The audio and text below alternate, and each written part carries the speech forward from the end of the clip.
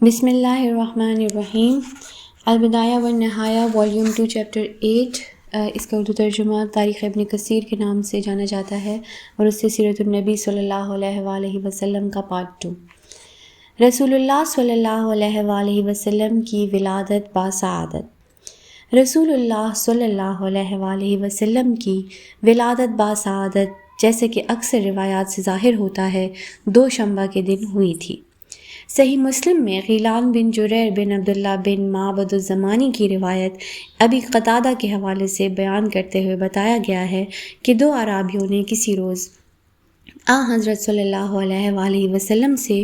روز دوشنبہ کے اور دنوں کے مقابلے میں درجے کے بارے میں دریافت کیا تھا، تو آپ صلی اللہ علیہ وآلہ وسلم نے فرمایا تھا کہ یہ وہ دن ہے جب میری ولادت اور جس روز مجھ پر وحی نازل ہونا شروع ہوئی تھی۔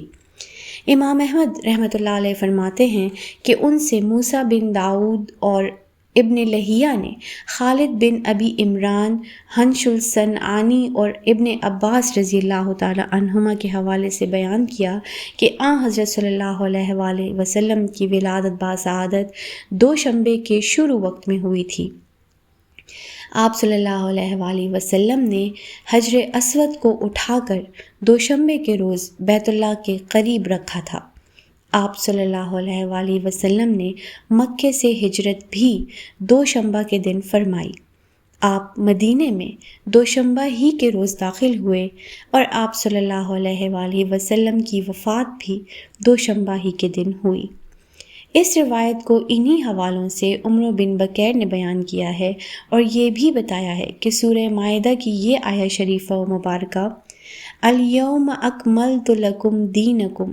یعنی آج میں نے تمہارا دین مکمل کر دیا، بھی دوشنبہ ہی کے روز نازل ہوئی تھی۔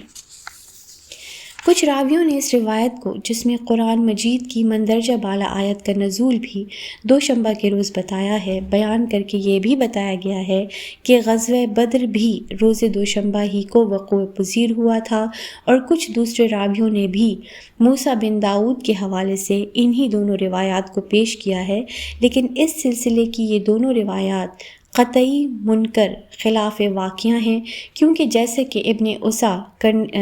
اساکر نے بیان کیا اور اس کی تصدیق بھی کی، مندرجہ بالا قرآنی آیات کا نزول اور غزوہ بدر دونوں روز جمعہ کے واقعات ہیں۔ عبداللہ بن عمر رضی اللہ تعالی عنہ، کریب اور ابن عباس رضی اللہ عنہما کے حوالے سے کہتے ہیں کہ رسول اللہ صلی اللہ علیہ وآلہ وسلم کی ولادت اور وفات دونوں دوشنبہ یعنی کہ پیر کے روز ہوئیں۔ بہرکیف اس بارے میں کوئی اختلاف نہیں ہے کہ حضرت صلی اللہ علیہ وآلہ وسلم کی ولادت باسعادت دوشنبہ یعنی کہ پیر کے دن ہوئی تھی۔ اس کے علاوہ بعض راویوں کا یہ بیان بھی بعید از قیاس بلکہ غلط ہے کہ آپ کی ولادت ماہ رمضان میں بروز جمعہ ہوئی تھی، جبکہ اس پر سب کا اتفاق ہے کہ آپ ماہ ربیع الاول میں پیدا ہوئے تھے۔ اس کے علاوہ بعض راوی آپ کی تاریخ ولادت میں اختلاف رکھتے ہیں، اور بعض اس ماہ ربیع الاول کی 17 اور بعض کچھ اور بتاتے ہیں، لیکن یہ بات بھی اب متحقق ہو چکی ہے اور اسی پر جملہ راویوں کو اتفاق ہے کہ حضرت صلی اللہ علیہ وآلہ وسلم کی ولادت باسعادت ماہ ربیع الاول کی ہوئی تھی۔ حضرت صلی اللہ علیہ وآلہ وسلم کی صفت ولادت پہلے بیان کیا جا چکا ہے کہ جناب عبد المطلب نے جو نظر مانی تھی، اس کی ادائیگی کے لیے وہ اپنے ایک بیٹے کی قربانی دینا چاہتے تھے، اور اس کے بعد جب قرعہ اندازی کی گئی تو اس میں بار بار ان کے چھوٹے بیٹے عبداللہ ہی کا نام نکلا۔ لیکن پھر قریش کے مشورے پر ایک کاہنہ کی رائے لی تو اس نے رائے دی کہ عبداللہ کی جگہ 10 سے لے کر 100 اونٹ تک بطور فدیہ دیے جا سکتے ہیں، اور عبداللہ کی جگہ عبد المطلب نے 100 اونٹ فدیے میں قربان کیے۔ اس امر واقعہ سے اس بات کا صاف ثبوت ملتا ہے کہ قدرت کا منشا یہ تھا کہ عبداللہ کی نسل سے حضرت صلی اللہ علیہ وآلہ وسلم کی ولادت ہو، جو ممکن نہ ہوتی اگر عبد المطلب انہیں اس نظر کی ادائیگی میں قربان کر دیتے جو انہوں نے بطور منت مانی تھی۔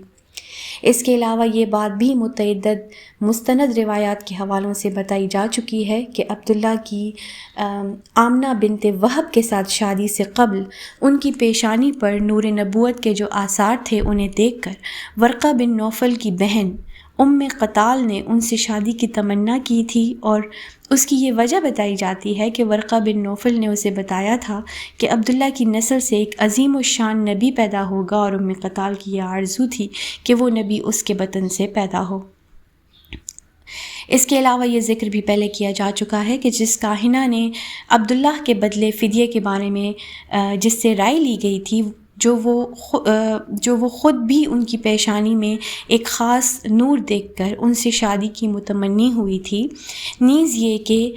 مکی کی ایک دوشیزہ نے جسے اس کے باپ یا بھائی سے وراثت میں کافی دولت ملی تھی، اور اس نے عبداللہ سے شادی کے لیے 1900 اونٹوں کی پیشکش کی تھی، اور جب حضرت عبداللہ کی حضرت آمنہ سے شادی اور حضرت آمنہ کے بطن میں استقرار حمل کے بعد جب قتال اس مکان میں آئیں جہاں حضرت عبداللہ نے حضرت آمنہ کو شادی کے بعد رکھا تھا، تو وہ فوراً ہی واپس جانے لگیں، کیونکہ اس وقت وہ نور نبوت حضرت عبداللہ کی پیشانی سے غائب ہو کر حضرت آمنہ کے بطن مبارک میں منتقل ہو گیا تھا۔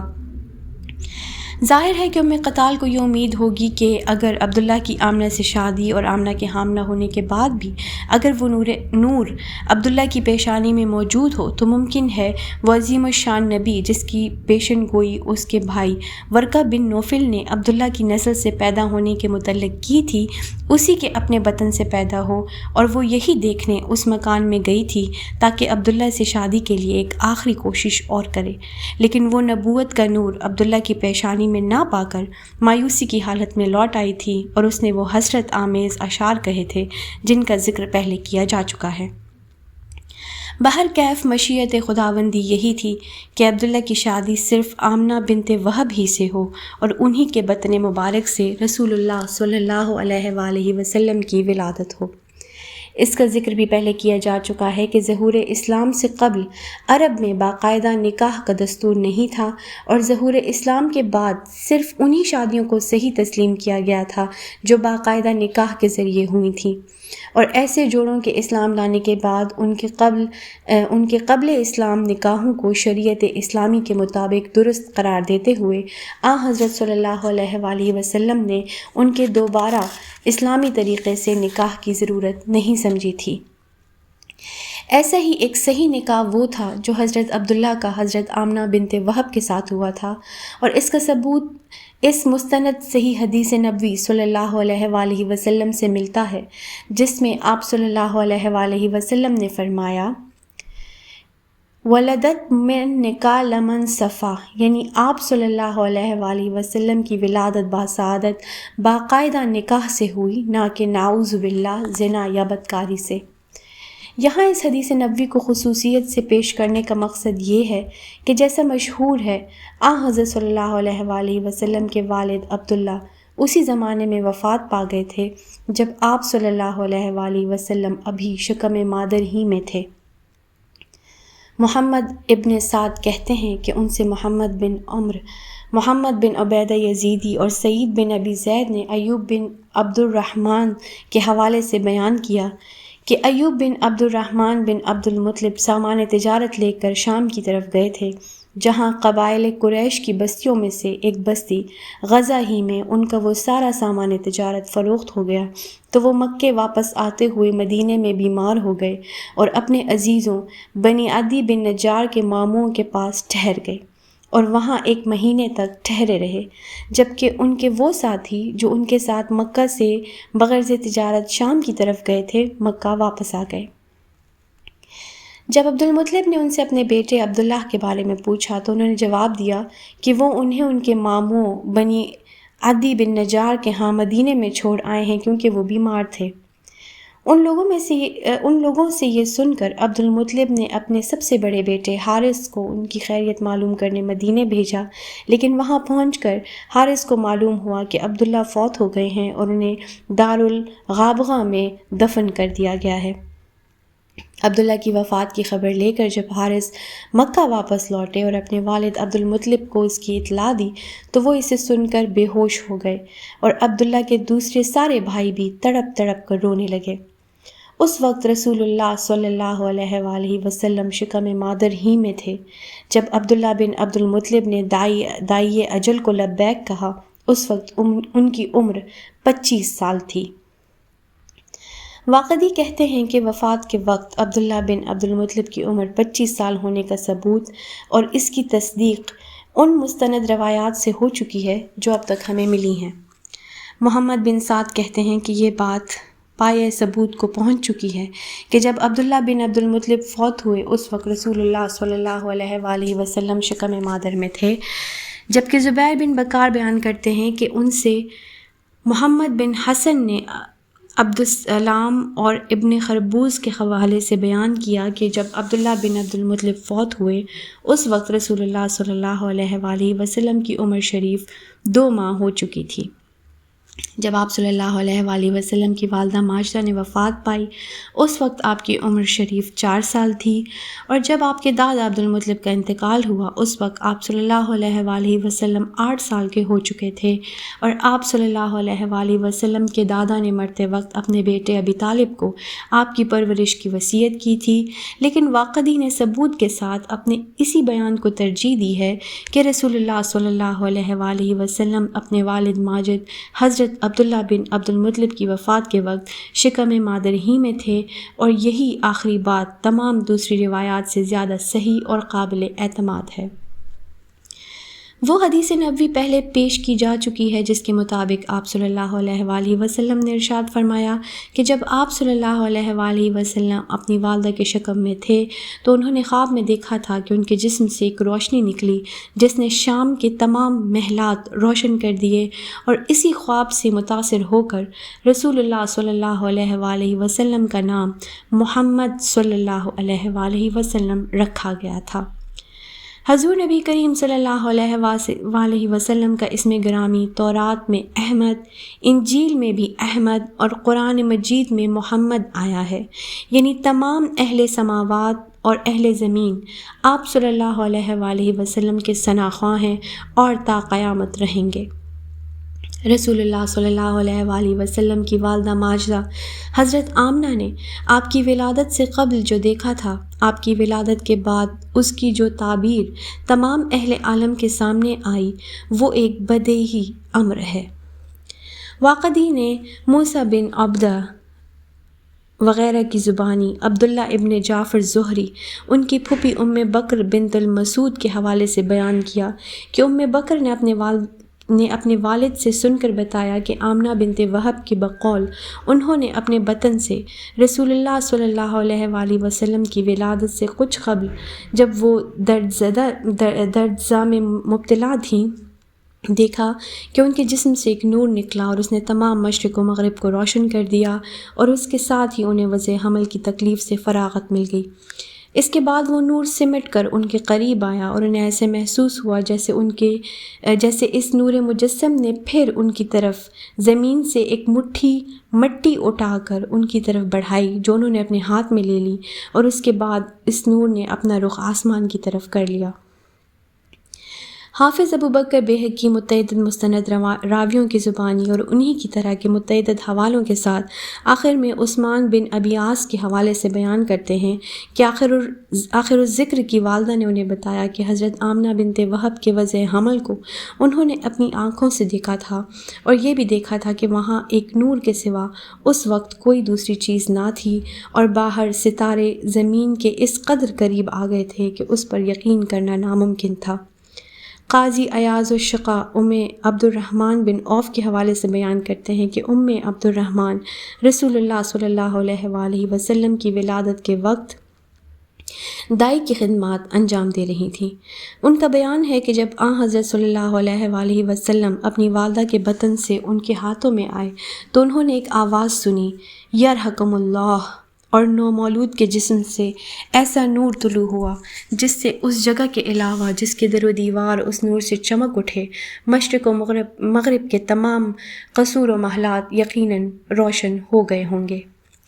ابن اسحاق کہتے ہیں کہ رسول اللہ صلی اللہ علیہ وآلہ وسلم کی ولادت کی اطلاع کرنے پڑوس کی ایک کنیز کو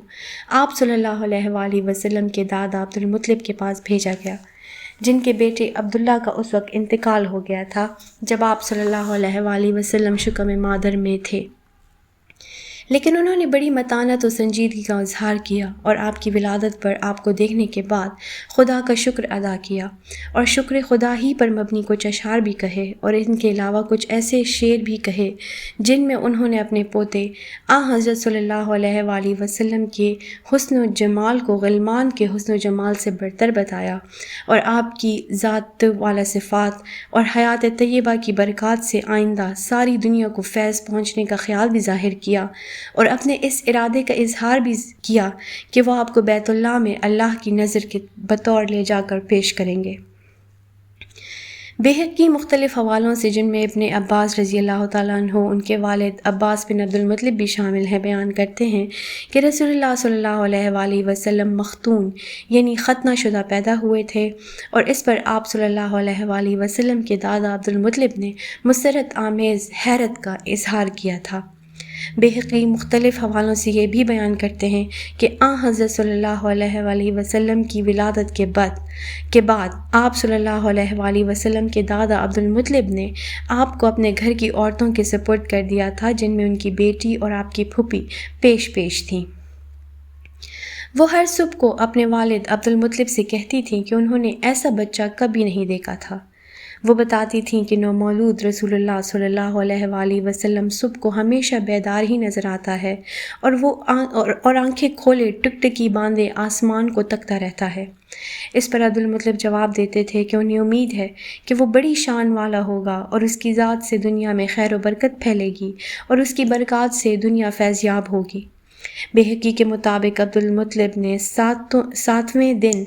حضرت صلی اللہ علیہ وآلہ وسلم کا عقیقہ کیا اور اس میں قریش کو دعوت دے کر شریک کیا، تو انہوں نے پوچھا کہ عبد المطلب، تم نے اپنے پوتے کا کوئی نام بھی رکھا ہے؟ تو وہ بولے، ہاں، میں نے اس کا نام محمد رکھا ہے، اور مجھے زمین و آسمان ہر طرف سے اس نام کی گونج سنائی دے رہی ہے۔